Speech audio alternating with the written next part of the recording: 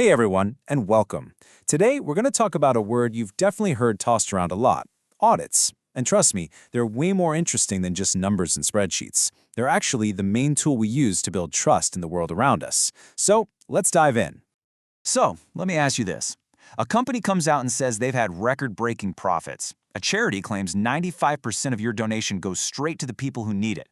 A government agency says it's running at peak efficiency. These are all huge claims, right? But how do we, the people on the outside, really know if they're telling the truth? How can we be sure? Well, that's exactly the problem that audits are designed to solve. They're the answer to that big "how do we know" question. Which brings us to our first section. What in the world is an audit? Think of it as the official checkup.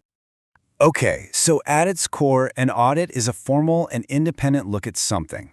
Formal just means it follows a set of rules and procedures, but independent, that's the magic word. It means the person doing the checking has to be an objective outsider with no skin in the game. And their goal isn't just to hunt for mistakes, it's to give a professional opinion on whether the information is fair, accurate, and follows the rules. Here's a really simple way to think about it. An auditor is basically like a referee in a big sports game. They're not playing for the home team, and they're not playing for the visitors. Their one and only job is to watch the game closely, make sure everybody is following the rules, and confirm that the final score is a true reflection of what actually happened. They keep the game honest. Now, while you can audit almost anything, the type we hear about most often is the financial audit. It's the one we always connect with business. So for this next part, let's zoom in on that. We're going to follow the money and see what that process really looks like. So what are the essential ingredients here? Well, it all starts with that key idea again, independence. The auditor has to be an outsider. The subject matter, what they're actually looking at, is the company's financial story. The balance sheet, the income statement, all that stuff. The whole purpose is to give assurance, which is just a fancy word for confidence. They do that through a process of digging into evidence and testing the company's systems. And at the very end, you don't just get a pass or fail. You get a formal report with the auditor's professional opinion. And that brings us to the whole point of this thing. It's all about providing assurance. That confidence is what allows an investor to feel good about buying stock, or what allows a bank to say, okay, we'll give you that loan. A true and fair view simply means you can trust that the financial story the company is telling is reliable. It's the real deal. So how do they actually do it? You might be picturing someone in a back room checking every single receipt and every single invoice from the entire year, but nope, that would be completely impossible. Instead, auditors work smart. They examine key pieces of evidence. They test the company's own systems for catching errors. Those are called internal controls. And they use selective testing, or sampling, to get a solid snapshot of the whole picture. From all of that, they can piece together enough information to form their expert opinion. Okay, so we've been talking a lot about money, companies, and financial statements, because that's the most common type of audit. But that raises a really important question. Is that all this is about?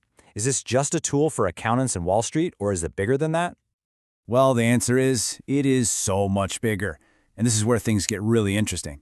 In this next section, we're going to explore what I like to call the audit family tree. And you'll see just how far this idea stretches beyond the numbers on a page. This table here does a fantastic job of breaking it all down. That external audit at the top, that's the one we've been focused on for investors and the public. But look at an internal audit. That's done by the company's own people to help management fix problems and get better. Then there's the one nobody likes to think about, a tax audit. That's the government making sure you paid your fair share. A compliance audit checks if an organization is following specific laws, like, say, environmental rules. And finally, an operational audit has nothing to do with rules or money. It just asks a simple question. Are we doing this in the smartest, most efficient way possible?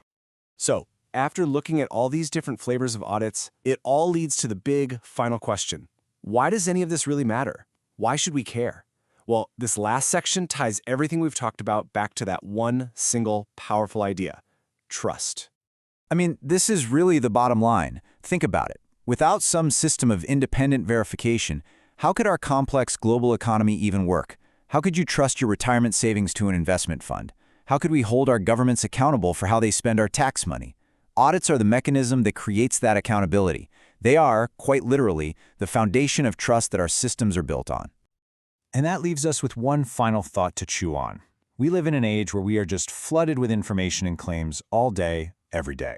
From corporations, from politicians, from social media, everybody's telling you something. In a world like that, the basic principle of an audit, of an independent, evidence-based check has never been more critical. It forces us all to ask that one vital question: who checks the facts? Thanks for tuning in.